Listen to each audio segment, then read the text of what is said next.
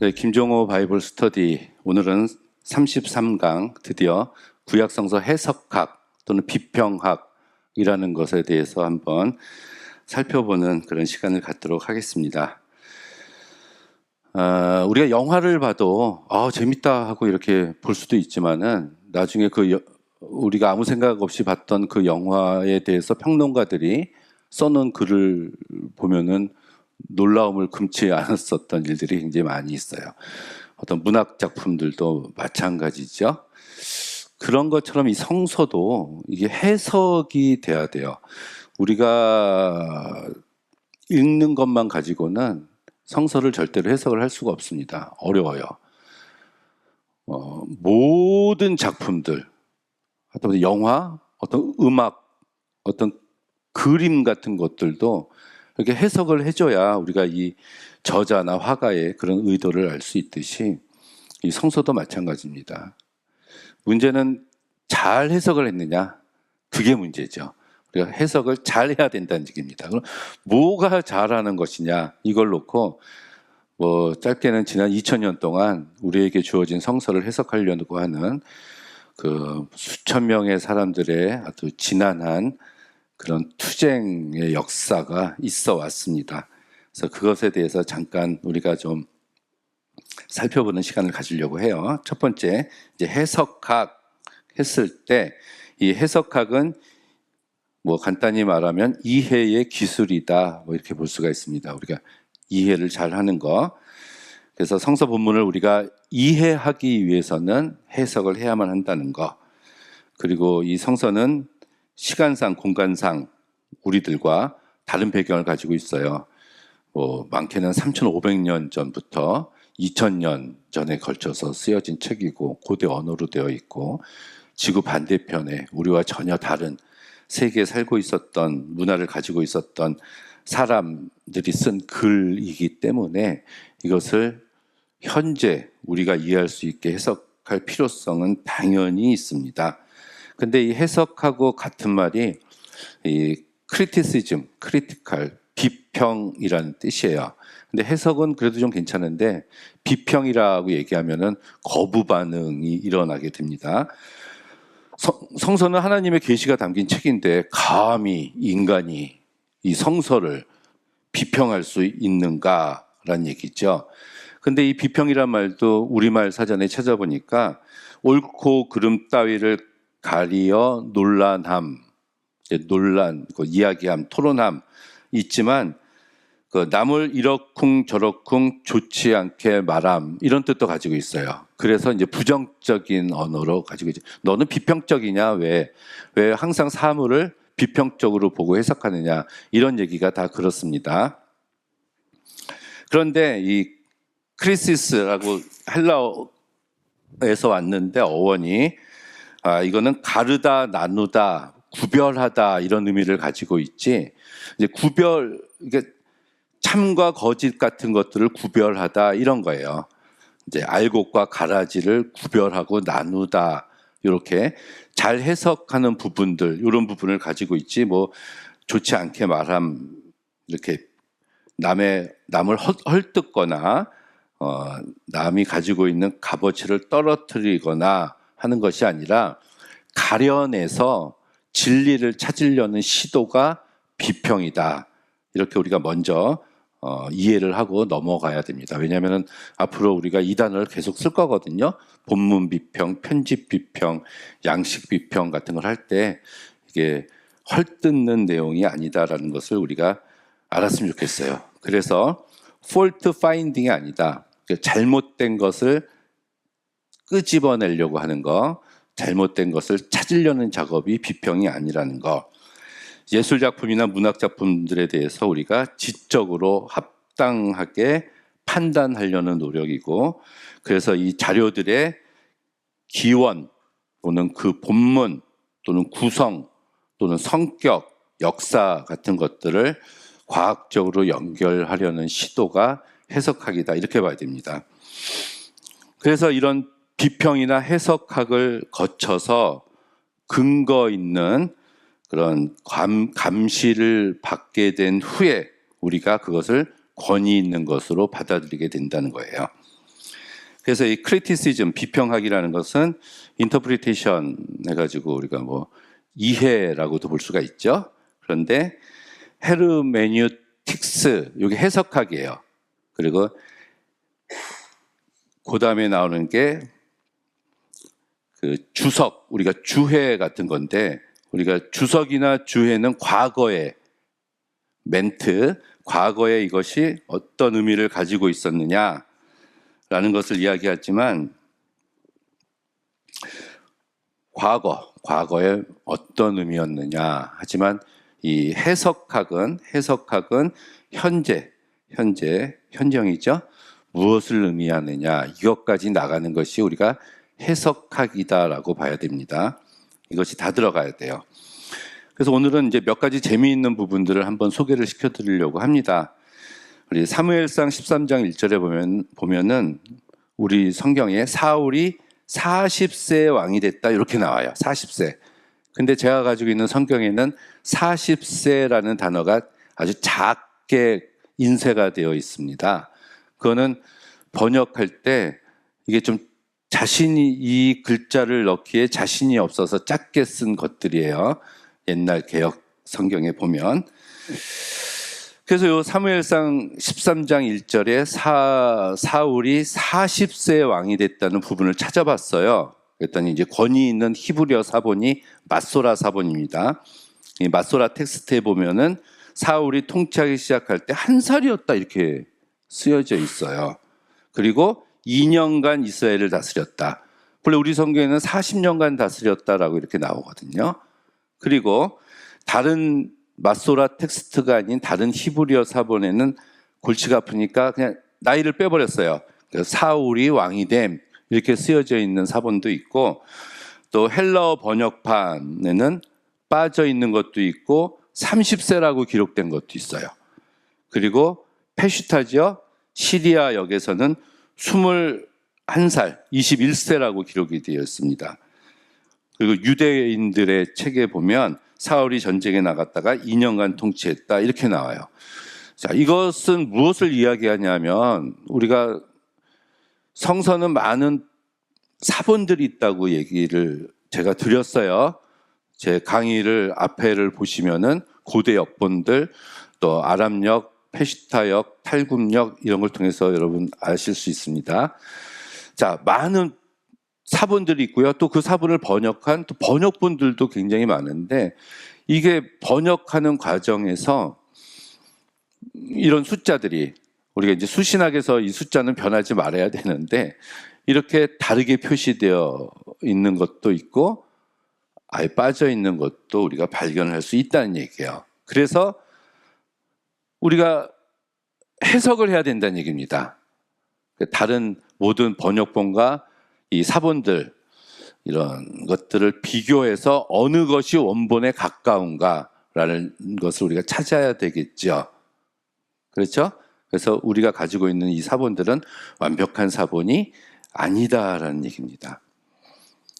우리는 그냥 넘어갈 수 있지만, 자, 두 번째, 그 열왕기상에 보면은 이 17장, 18장, 19장 요 세 장이 이제 아합 왕 시대 때 엘리야가 갈멜산에서 바알과 아세라 선지자와 싸운 그 대목인데 여기서 이제 바알 선지자 450명, 아세라 선지자 400명과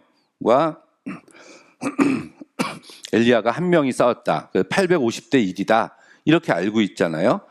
근데 바알 선지자 450은 성경에 한 세 부분 정도 18장에 확실하게 나와요. 그래서 450은 알겠어요. 그런데 아세라 선지자 400이라는 거는 한 번만 등장을 합니다. 그게 18장 19절이에요. 열왕기상 18장 19절에 바알 선지자 450과 아세라 선지자 400명 해서 우리가 850이라고 알고 있는데, 나중에 이 전쟁에서 이 갈멜산에서 영적 전투에서 승리한 엘리야가 죽이잖아요. 그때 바알 선지자 450명만 죽였고 아세라 선지자 400명을 죽였다는 기록이 없어요. 그러면은 아세라 선지자는 살려뒀다는 얘기인가? 그러면 19장에 그 이후에 이제 이세벨이 죽이려고 해서 이제 엘리야가 도망가잖아요. 그리시네가 까마귀. 그때 엘리야를 죽이려고 했던 게 살아남은 아세라 400명이었냐. 이런 것들이 우리를 혼란스럽게 만든다는 얘기예요. 그런데 이제 히브리 성서를 보면, 제가 지난번에도 히브리 성서 이렇게 말씀을 드렸는데, 히브리 성서가 있으면 본문이 이렇게 쓰여져 있으면 여기 막 뭐라고 써 있고 밑에도 막 써 있다 그랬죠? 이걸 이제 본문 비평 장치다라고 제가 설명을 들었는데, 여기 이제 다른 사본에는 이런 게 있다, 다른 사본에는 저런 게 있다, 이런 것들이 이제 계속 나오는 그런, 그러니까 나누의 주예요. 거기 나누의 주에 보면은 요 PRODL이라고 볼 수 있는 이런 글자가 쓰여진 게 바로 아세라 선지자 400명이라는 구절에 요 표시가 있어요. 요 표시는 지우는 것이 바람직하다 이런 뜻이에요. 그러니까 요 구절이 써 있는 사본이 아주 적다.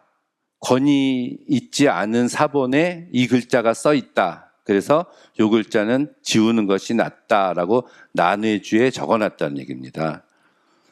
이게 구약의 거의 모든 본문 70-80%의 이런 표시들이 다 있어요. 다른 본문들과 비교를 해서. 그래서 이제 이걸 빼고 읽어라 이거예요. 그러면은 이제 바알 선지자 450명과 엘리야가 한 명이 대결을 했다. 이제 이게 되겠죠. 그래서 그 70인역이죠. LXX 70인역에는 19장 22절에 그 마소라 본문에 없는 아세라 450명을 또 추가를 해놨어요. 그래서 이 19절에 이 아세라 선지자 요 400명은 이제 후대에 추가된 것으로 보인다 이런 뜻이에요. 후대에. 그래서 지우는 것이 이제 낫다, 바람직하다 이렇게 써놨다는 얘기입니다. 한 가지만 더 해볼까요? 사무엘상 17장이 다윗과 골리앗이 싸우는 이런 장면이에요. 그런데 그 바로 앞에 16장이 다윗이 기름 부음을 받습니다. 사무엘이 이제 이새의 집으로 가서 형부터 엘리압이죠. 이제 기름 부으려고 했었더니 하나님이 막으시고, 하나님은 외모를 보지 않고 중심을 보신다 그러고, 또 없느냐, 밖에 하나 있습니다, 데리고 와라. 하나님께서 그다 해서 사무엘이 기름을 붓잖아요. 그리고 나서 기름을 붓자 여호와의 신이 다윗에게 갔고, 바로 그 즉시 사울은 악신에 시달렸다 이렇게 나옵니다. 16장에. 그러자 사울이 악신에 시달리니까 다윗이 사울 왕한테 가서 이제 병기 악기 타는 자, 이제 수금 트는 자로 이제 타니까 사울의 그 악령이 사라졌다.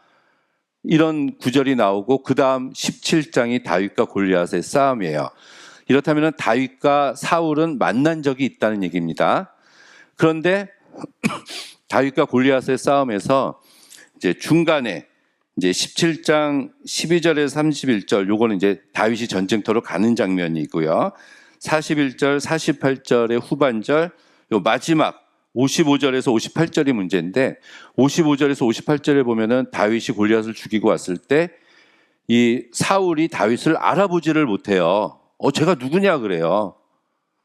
도대체 누구냐? 그랬더니 이 사울만 못 알아보는 게 아니라 군대 장관이었던 아브넬도 나도 그가 누군지 모릅니다 이렇게 얘기를 하거든요. 그러니까 이게 안 맞는 거예요. 바로 앞에서는 사울 왕 가까이에서 수금을 탔는데, 바로 뒤에 나오는 장에서는 그 다윗을 알아보지 못하는 이런 사울 왕의 모습, 아브넬의 모습이 나오고 있어서, 이거는 초등학교 5학년만 하더라도 읽으면 질문을 해요. 이게 왜 이렇죠? 이렇게. 그래서 이 사무엘서가 이 맞소라 본문하고 70인역하고 굉장히 많은 차이를 보여요. 70인역 이야기를 왜 하냐 하면은, 70인역은 히브리어를 헬라어로 번역한 헬라어 성서인데, 그들이 번역한 히브리어 본문이 아주 옛날 거였어요. BC 2세기, 3세기 것을 갖다가 헬라어로 번역을 했는데 그 원 히브리어 원문은 사라졌다는 얘기입니다. 그리고 이 마소라 본문은 그 뒤에요. 훨씬 AD 6세기, 7세기 때 최고로 오래된 번역도 그 사본들이에요. 그 사본들. 그러니까 70인역이 중요한 거는 오래된 히브리어 사본을 보고 번역했다는 것이죠. 그래서 그 두 차이가, 특히 사무엘서가 차이가 많이 나요. 70인역으로 사무엘을 읽고 마소라 본문으로 사무엘서를 읽으면은 많은 부분에서 차이가 납니다. 그래서 70인역, 더 오래된 것에서는 사울이 다윗을 알아봤다는 그 구절이 아예 빠져 있어요. 근데 마소라 본문에는 그게 들어가 있는 거야, 후대에. 그럼 마소라 본문을, 사본을 썼던 요 사람들이 후대에 첨가했다, 독립된 내용을 추가했다는 얘기죠. 그럼 왜 추가했냐? 그걸 추가해버리면은 사울과 다윗의 관계에 모순점이 발견되는데, 하지만 그 마소라 학파의 그 사람이 중요하게 생각하는 것은 이 본문이 충돌되는 것이 아니라 이 다윗 왕가의 정권 획득의 정당성이 더 중요했기 때문에 이것을 첨가했다. 그래서 이런 것들을 우리가 감안해서 이런 부분을 이제 정치적인 해석이에요. 이거는 사회 정치적 해석. 이런 것을 해서 보는 비평이 또 필요하다, 이런 얘기입니다. 그래서 70인역의 저변이 되는 원 히브리어 본문이 마소라 텍스트보다 더 우월하다. 그래서 요 난회주 같은 것에 그 70인역이 되게 많아요. 헬라어가 굉장히 많이 써 있어요. 성서 해석은 뭐 저희가 이제 나중에 따로 다루겠지만은 간단하게 말씀드리면은 성서 자체가 성서를 해석하기도 합니다. 모세가 가나안 땅에 들어가지 못했잖아요. 그거를 이제 성서 자체가 이제 해석해 주는 그런 것도 있고요. 그리고 초대교회에서는 안디옥 학파는 문법적, 역사적인 해석을 했다고 나오고, 알렉산드리아파는 알레고리칼, 비유적인 해석을 했다. 오늘 나중에 조금 더 살펴보도록 하겠습니다. 그러다가 나중에 중세시대에 가서는 도그마적인, 교리적인 해석이 됐고, 그 뒤를 이어서 종교개혁 시대에는 성서를 카톨릭 교회의 권위에서 해방시키고자 여러 가지 해석 방법이 새로 대두되었다는 것. 그래서 우리가 본문의 역사적인 뜻을 밝히는 것이 우선적이다. 그러니까 처음에는 텍스트를 연구를 했어요. 그러다가 이제 본문의 현실적인 의미를 주로 추구하는 실존적인 해석으로 나아갔고, 최근에는 본문 자체가 또 그 나름대로 독자성을 띈다는 구조주의적인 해석, 또는 그 본문을 읽는 독자가 중요하다는 독자 반응 비평, 이런 것까지 나왔습니다. 이게 이제 해석을 하려는 여러 시도들이 있었다는 얘기인데, 요거는 다음 시간에 좀 더 자세하게 살펴보도록 할게요. 네, 오늘은 여기까지 하겠습니다. 감사합니다.